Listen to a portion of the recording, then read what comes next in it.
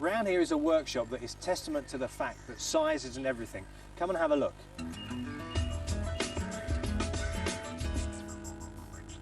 Well, as you can see, this gives you an idea of the width of this workshop. I'm nearly touching the walls either side here. It's small but perfectly formed, and it belongs to routing maestro Ron Fox. Hello, Ron. Hi, John. Lovely to see you again. Always a pleasure, never a chore. Always a pleasure. But you know, you've squeezed everything into this shop, which you built yourself. Yes. And how big is it? It's 15 feet long, 10 feet wide. But it works perfectly. I mean, it's a great example of not having a great deal of space, but being able to cram everything you need into a small space for woodworking. Yes. Because you can do everything in here. I can do pretty much everything. Yeah.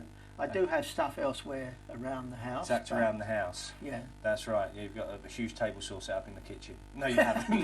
No, you haven't. No, I've got a Triton saw table that is folded up, standing indoors. Right. And the front porch used to be absolutely full of Triton. Yeah. You don't sit around that when you're having your dinner, around the big saw table. No, we don't have that much room. Okay. Can we just have a little look round, Rob? Yeah. Because it does look pretty chaotic, but I know that you know where everything is. Yes. I mean, you can reach out and touch everything. I mean, Yeah. starting over here, if I can just move some of this bits of timber out of the way, so we can have a look at this. Is your router table, isn't it? Yes. That you made over here. By the way, Rob, I've just seen. What is this? What's that for? That is one of the most useful things in the workshop. It's one of these things for the... And a litter type. Yes. Yeah. So we call it in the family the grandmother's grabbing stick because it belonged to Jean's mother. Yeah. It's absolutely marvellous if you drop something, especially if you drop it behind the router table. Of course you can bend down and pick it up. Yeah. And every workshop Should should have one. I'll tell you one thing it won't be able to get hold of though, Rob. That'd be the producer's wallet. It's impossible. It'll take a lot more than that to get hold of that. I tell you. Glued in, So that's what we want in one of. I'll get one of those for my shop. Absolutely. I like that.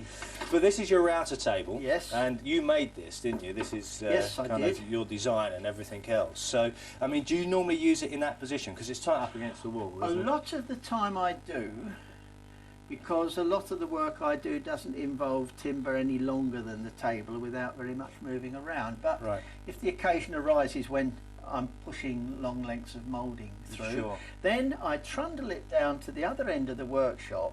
Okay. And I can do this because I've put a couple of very heavy steel wheels at the back. Off an old trolley. Can we get it out? Can we have a look? I could be a rickshaw worker if all else failed. Yeah.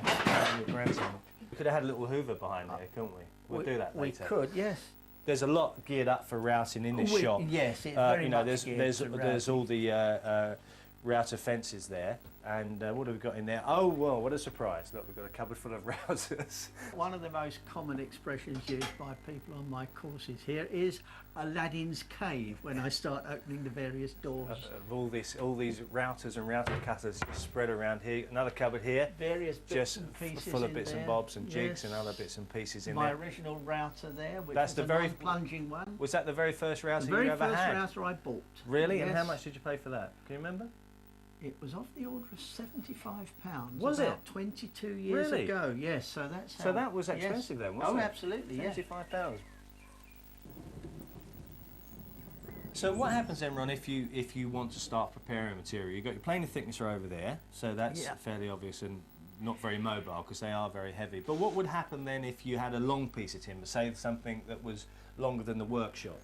The window at the end there is deliberately set so that the sill is lower than here. Okay. I can open that window, move the scroll saw that's there, and we're limited then by the length of the garden. You really have utilised every bit of space. Well, I've done my best, yes. So as we come down to this end, there's the window we can open that when you're doing the window if I've got long pushing stuff. timbers. You've got your scroll saw here, yes, and you've got your drill press beside you there. Yep. More cupboards over here. Yeah, cleaning. That's all your cleaning. Cutter cleaning gear mostly. Right. Wood rat bits and pieces. Right. Okay. And here, this looks something out of a mechanic's garage. And what have you got going on in here then, Rob? Well, that particular drawer is some of the simple work aids that I make to put on the base of your router. Right. And you swear by those, don't you? Well, yes, I think this is what helps to bring your router to life and make it the versatile thing it is. What have we got going on down here? Still more routers. Fairly more routers. You haven't been nicking them, have you, from someone? Have you guessed? That's brilliant. And what's going on over here? I've noticed you've got a bit of timber clamped in the vise over here. What's this? This is a jig, a fairly recently introduced jig for cutting the mortises for setting locks in. Okay. So if I was going to cut a mortise lock by hand, I can probably do it in between half an hour and 45 minutes, depending on the timber that we're cutting into. How long will it take you to do? With this, for the one or two I've done already, about 10 minutes. You're joking? 10 minutes? 10 minutes, yeah. Wow, that's really 10 minutes. Yeah. That's very quick, isn't it? Yeah. Can we have a go then? Yeah. Okay.